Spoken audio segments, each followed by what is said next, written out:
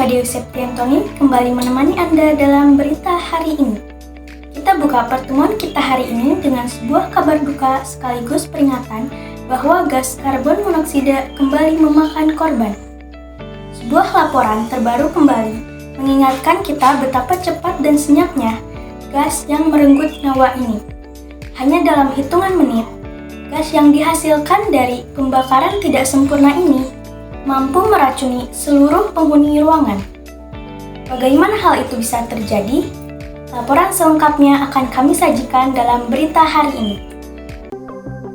5 orang dilaporkan tewas pada Selasa 1 Juli 2025 di sebuah rumah di Buenos Aires akibat dugaan keracunan karbon monoksida menurut keterangan Direktur Layanan Darurat Alberto Crescenti.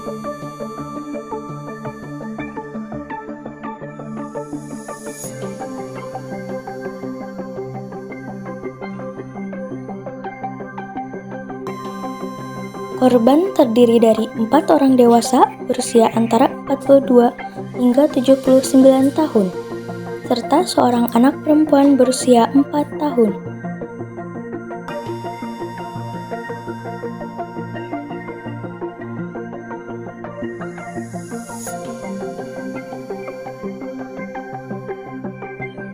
Sedangkan seorang balita berusia 3 tahun berhasil diselamatkan dan dilarikan ke rumah sakit.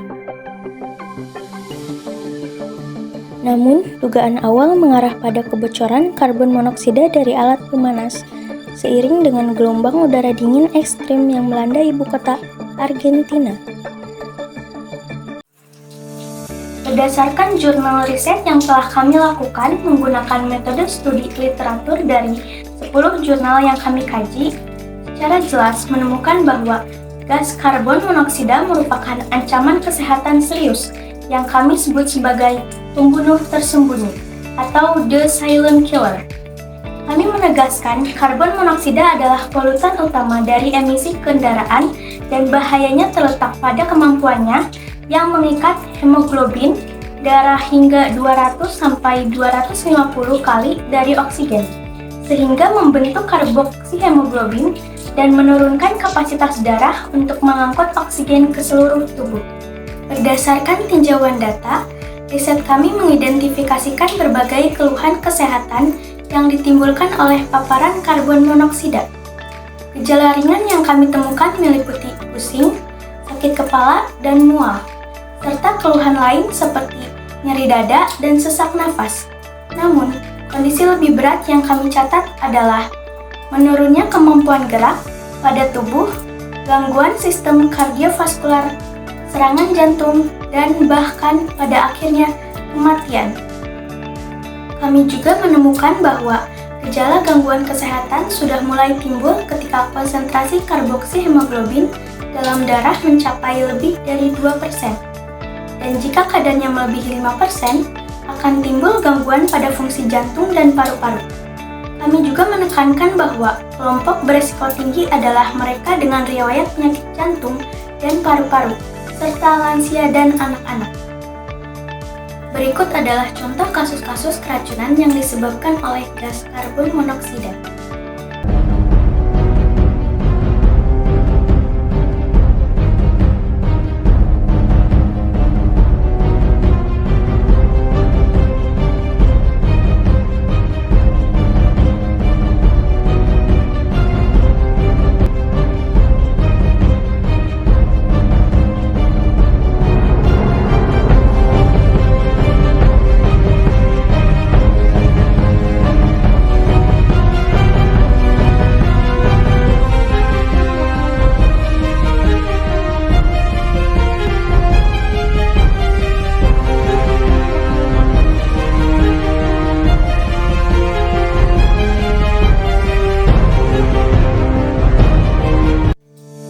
Lantas, bagaimana gas karbon monoksida dapat menyebabkan kematian?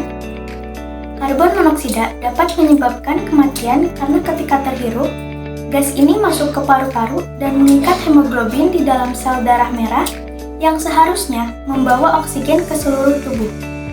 Hemoglobin lebih mudah terikat pada karbon monoksida dibandingkan dengan oksigen, Sehingga jika karbon monoksida terhirup dalam jumlah banyak, pasokan oksigen ke dalam sel dan jaringan tubuh berkurang, yang disebut dengan hipoksia.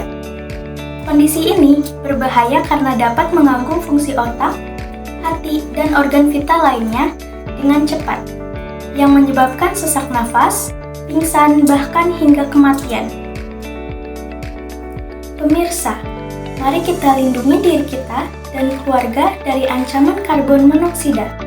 Ingatlah, gas beracun ini dijuluki pembunuh tersembunyi karena ia tidak berbau dan tidak terlihat. Namun, bisa sangat mematikan karena membuat tubuh kita kehabisan oksigen. Yuk selalu pastikan sirkulasi udara di rumah kita lancar. Kami merekomendasikan kepada pemerintah setempat untuk menjaga kelestarian lingkungan dengan memelihara pepohonan karena berperan mengurangi kadar karbon monoksida di udara. Sementara itu, bagi masyarakat, kami sangat menyarankan agar selalu menggunakan alat pelindung diri atau APD, yaitu berupa masker ketika keluar rumah. Keselamatan kita adalah tanggung jawab kita bersama. Demikian berita hari ini. Semoga bermanfaat untuk kalian semua. Saya Diva Dewi Septiantoni, pamit undur diri. Sampai jumpa dan terima kasih.